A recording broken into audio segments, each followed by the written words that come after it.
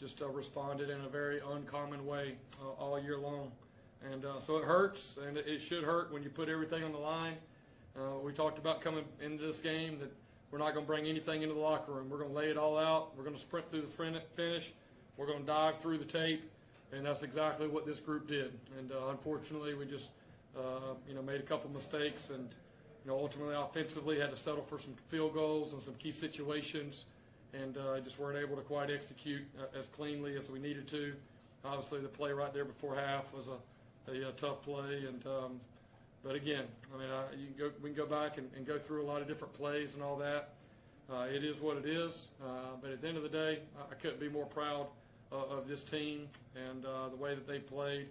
And I mean, I know there's an old story about the Chinese bamboo. You water it; it takes 5 years to grow, and you sit there and you water it and water it and water it for 4 years, and nothing comes up. But if you ever stop watering any time over those 4 years, then it dies in the ground.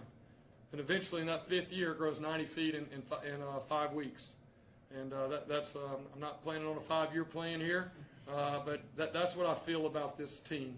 I feel that there's a lot of really good things that are going on, the way they've responded, the way that they fought, and it's going to pay off. And it's not going to be a gradual deal.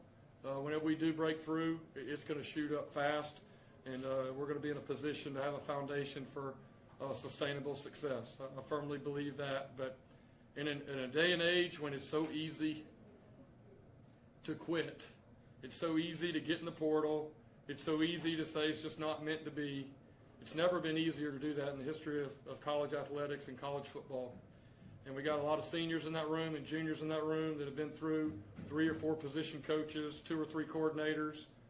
Some of them were recruited by one head coach, played for one head coach, and now I'm their 3rd head coach. And it's very, very uncommon the way that they've continued to show back up. And I just know and believe that that's going to pay off. And so this one will hurt. And just like I told Timmy, soak it all in. It's going to hurt right there, but we're going to be back, and you're going to be back. And just, like I remember Deshaun Watson in 2015 National Championship, made a couple mistakes, didn't have his best day in a couple moments, but you better believe it, that next year we got back there with 2 minutes to go. He was a different quarterback because of that experience. And I'm proud of Timmy. He's played through a lot of different stuff this year, been a lot of environments, and he's going to be a really good player for us in the future. And this is something that he'll be able to build off of. So ultimately, it came down to just maybe one play in a lot of different areas. One play right there at the end. I really thought the play that we had was going to have a chance to really hit and break open, and unfortunately it didn't. But our day's coming, and I'm very encouraged by that. So with that, I'll open it up for any questions. What was the explanation you got on the final play regarding, him having McLean having his knee dropped at 8 seconds and then running off the football? What was the explanation you got there?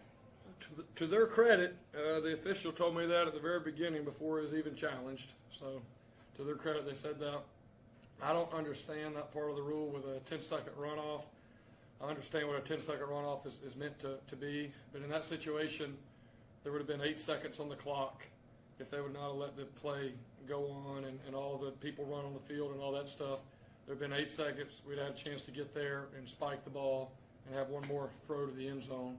And but what their explanation was is if the time ever expires, time ever expires, then there's automatic 10-second runoff if they go to put the time back on. I don't know the reasoning for that play or call, but I will give them credit that they stated that from the very beginning. As soon as it happened, the guy told me that. I didn't believe it at the beginning, and ultimately that's what it was at the end of the game.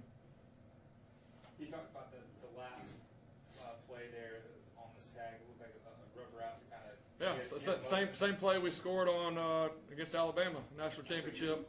Little rub route, and we just didn't quite get enough of the rub, and just wish that we could have thrown the ball away right there if it wasn't open right away, and maybe get a chance for another play. And but again, Timmy's a guy that's made a lot of plays. If he'd have squirted through there and scored, euphoria would have happened, and he's just kind of that player. So he'll learn from that. but we would have liked, if it wasn't there, be able to throw it away and live for one more play. But that was just the last play. There was a lot of other plays leading up to that offensively that we could have executed. Maybe got a touchdown rather than a field goal, and so that one hurts because it's right there at the end. Jeff, they had 120 yards in their first 2 drives, I believe. What clicked then with the defense after that? Yeah, I think we just kind of settled in. And again, I just tell you, I was with the defense all week long, and Coach Sims and Coach DePrada, Coach Parlow, Coach Bowers. I mean, they worked together. They were up there till after midnight, two or three of the nights this week. And biggest thing I told them is, let's just put our guys in a position to have a chance. Give them a position. And our guys, again, it was we had one less day to prepare, and a lot of some new wrinkles and new blitzes and new coverages. And the guys bought into it. They took the time to come in here and learn it. And that was very encouraging coming off what happened last week. And, the first 2 drives, I think it was a little bit of kind of feeling out. We knew that they were going to do a couple things early on, knowing that we had, new play caller. And we just needed to kind of settle in on what they wanted to do. And then there was a lot of plays defensively where we gave our guys a chance, and the guys made some big-time plays. And we just, one play away offensively from really doing well enough on defense for us to win. Seemed like early on to me he was trying to do a little bit too much himself and maybe on a couple of RPOs not handing the ball off. Seemed to settle down a little bit in the second half. Yeah. What was the discussion with him? Yeah, I think they had a good little scheme, but they were doing it. Took us a little while to kind of figure out. They were playing the quarterback pull, and they were doing something where the read told him to pull it, and then they had an extra hat over there. And then we kind of got to some adjustments after halftime on that. And, again, it's a split-second deal. They're guys good athletic up front. And, when you make the right decision, there's a big play there. You make the wrong decision, you kind of get sacked. And it's a little bit of cat and mouse. You kind of live or die by it. And ultimately, a few of those plays kind of got us in some long-yard situations. And we just had some penalties there late. There's some, legal procedures and things that really kind of got us off of off our rhythm.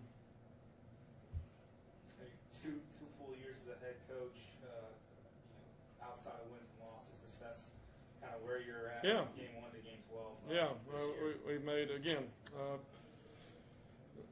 it's maybe hard on the outside to see it. The only thing maybe you can see on the outside is how these guys continue to play despite all the stuff they've been through. We've been through a lot since I've been here 2 years. These guys have been through a lot the 2 years before that, too. So I'm really proud of how they've pushed. But, Michael Kelly was very honest with me whenever he came up to my house in December of 19. And he told me there was a lot of work to do. He told me this was not a quick fix. This was not going to be a quick turnaround. That, he wanted someone to come in and really, take it all the way down to the studs and build it up the right way so that when we do have it rolling, that we can have sustainable success. And, from that was the mindset that we came in last year and decided to make some changes on some things. And that's kind of where we've been working off of.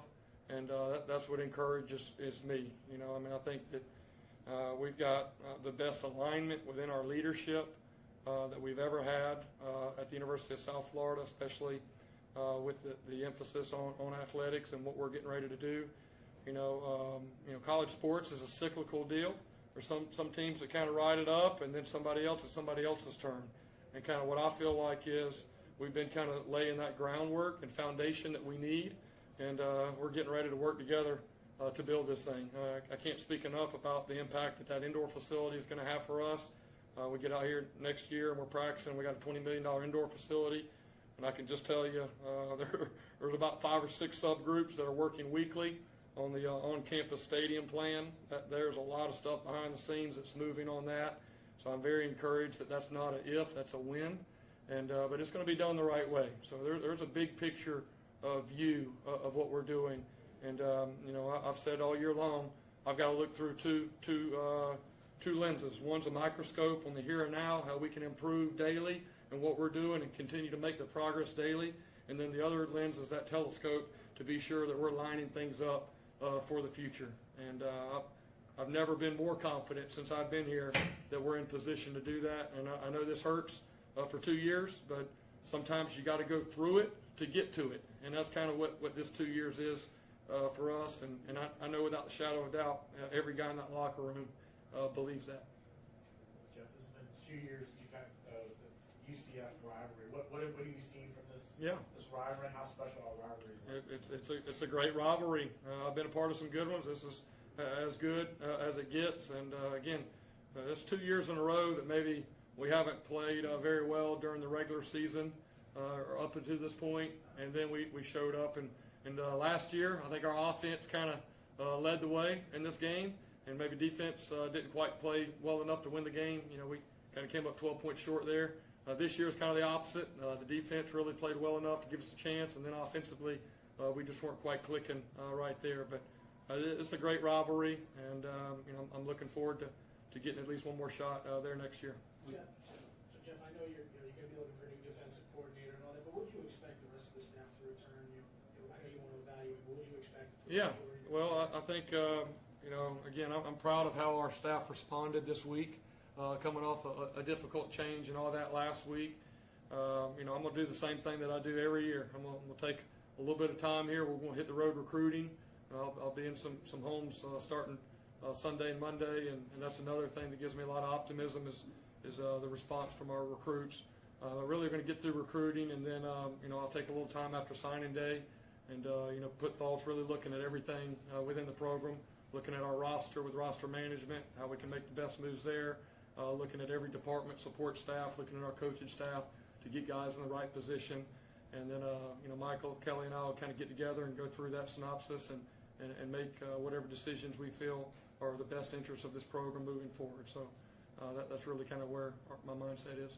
When you look at this offseason and where you guys need to go, how big is it going to be for you guys to get a full offseason strength and conditioning with the same guy? Yeah. You know, since Tremaine Carroll left and you know, AJ Artis came in kind of middle of when you guys were. Yeah, it's right after starting spring ball. Yeah, it's going to be real important. That's what I told our guys, that you know, whenever we get back in January, right, we got to start over. That's when the new year starts. And again, just kind of each year you kind of add on to that foundation, and now the next step is we've got to get bigger.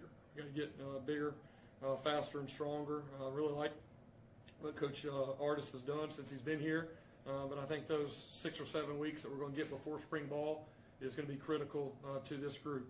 And I think also, you know, 2 years in, you kind of, you know, the guys that are remaining are the ones that have the right stuff. And we add the right guys to that, we're going to be bringing in some good DNA in January. I expect 10, 12, 14 new guys coming in that I think are going to be able to add some good stuff to this roster that we have coming back. And that's really where we are. You look at a lot of these close games, and it's just in your depth in a few situations, a couple pieces. I think you could see that's really going to help us. You talk about everyone around you, how they're keeping their spirits up, and so on. How are you doing? Yeah, I'm growing a lot. In my office, on my computer screen right there, I got a handwritten sticky note, and it says "Stay positive." Right, that's the best thing that you can do while you're going through this. And I think, you know, during my time at Clemson with Coach Sweeney, one thing that I learned those first couple of years, it was difficult. That second year, you know, we were 6-7 and just lost to South Florida in the bowl game. And man, Coach Sweeney did not blink. He was the same person, and he just talked about what's coming if we continue to work. And I think he actually said at his press conference after that bowl game, you go back and watch, they were 6-7. There were a lot of people wanting to run him out of town, and he said, that was 2010. He said, we're starting a new decade, and this next decade is going to be the best decade in the history of Clemson football. He said, I believe that more now than ever. That's exactly. Next year we won 10 in a row for 10 straight years.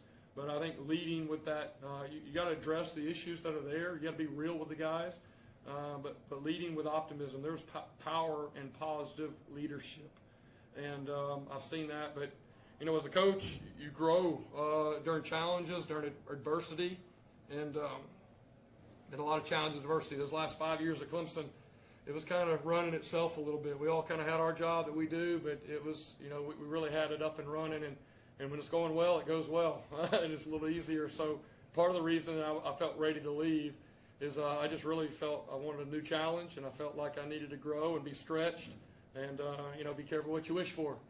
You're getting it. So I think even for me, I mean, I'm going to be a better coach next year. I'm going to be a better head coach for these guys next year. I think anytime as a new head coach, especially first-time head coach, I mean, you can think and you can have all your books and paperwork and everything, the plan ready, but you got to experience it. You got to go through it. You got to learn the league, who you're playing. You got to learn your personnel. You got to see their personnel. You got to kind of go through your coaches.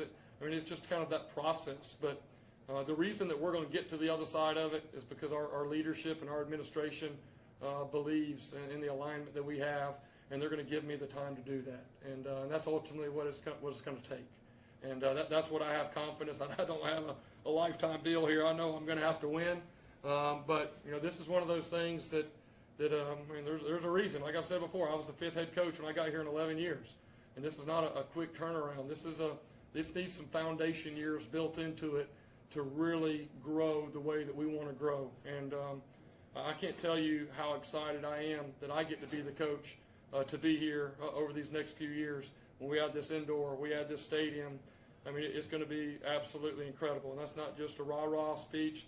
That's real. And I think people see that. They know that we're coming. And I think our players know that. And it's going to be a special time. You mentioned you need to get better. What do you need to work on through 2 years of being a head coach, calling the shots, in-game, out-of-game? There's a lot of things. I don't know that I'm ready to go over that now. That may be a good question for after the season. You know, I got some emotions and all that stuff going. But I guess the point that I'm making is that everybody's got to look to improve. There's nobody, myself included, that thinks that we have all the answers. I'm confident in our plan. We're going to stick to the plan, but how can we do it better?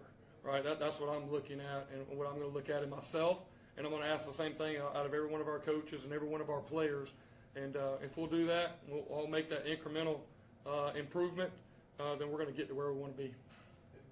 Was it just like a different voice for the defense? I mean, night and day from last week to this week. Is it just a different voice? Maybe, I know that Coach Prado and Coach Sims, they're high energy guys. Is it just kind of helping them? Sometimes change can be good for like a week, right?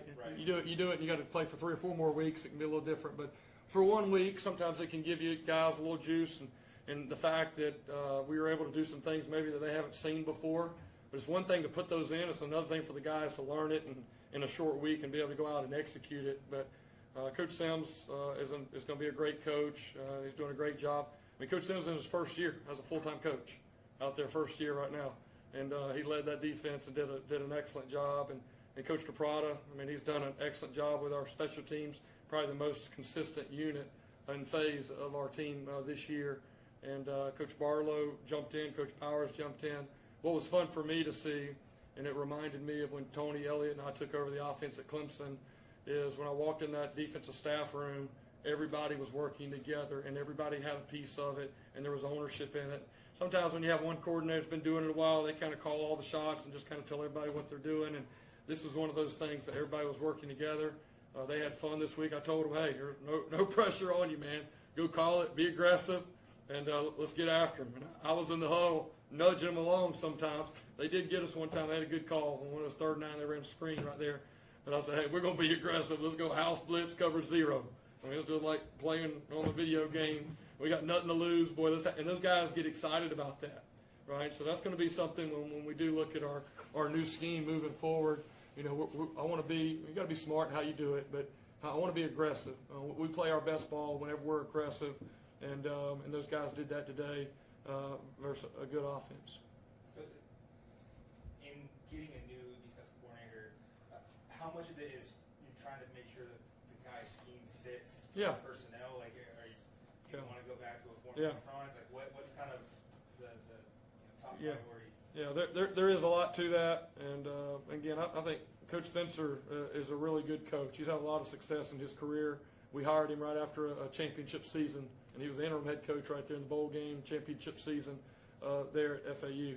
I think for me, kind of maybe one thing looking back on, you know, if y'all remember, whenever I got the job, I said I wasn't going to watch any tape. I didn't watch any tape of our current team that was coming back, and my reason on that is I didn't want to have any preconceived notions on anybody. I want to give everybody a clean slate when they showed up out there thinking we're going to have spring ball. We ended up not having spring ball. And I think ultimately, you know, with Coach Spencer, I'm not sure that I did a good enough job matching up the scheme that I hired in here to maybe the personnel that we had. And so I think now I know a lot more about our personnel and where we are strong, where we can do things. I also know we got some silent commits still out there. I know the guys that are coming in, so that can kind of play into who we want to be. Ultimately, it's not going to be a 4-down only or 3-down only. You've got to be multiple in what you do, but it's kind of 75% of one, then 25% of the other. And then also it deals with coverages and all that stuff. And, we just got in a situation we were playing a lot of kind of cover zero there for a year and a half, and that really just didn't match up with some of the wideouts that we were facing when we had some injuries in the secondary. And again, that's another thing tonight. Outside of maybe one of those runs they got right there on the 3rd down, we really didn't give up a lot of big plays through the air. And that was, y'all heard me talk Tuesday. One of my concerns was the speed they had at wideout. They had 3 wideouts that could really run. So again, I give this defensive staff a good job of kind of being a little bit multiple in that. So that's part of it. And then also there's some things I don't want to go into too much detail. I'm going to meet with 3 or 4 guys. I already have some meetings set up here over the next couple of weeks. And, again, I'm not really going to talk about it until we end up making a hire. And, my goal is to get the right person, not to get somebody in here as quick as we can. At the end of the day, the latest it needs to be is in the middle of January whenever we have to start getting ready for spring ball. But I've been very encouraged by the people that have reached out at all different levels of football. I think there's a lot of people that see the opportunity here and they see what we have coming. They want to be a part of that. And there's some really good options out there, and I'm looking forward to getting a chance to sitting down with each one of them over these next couple of weeks. All right. Thank you all. Appreciate it. Appreciate it.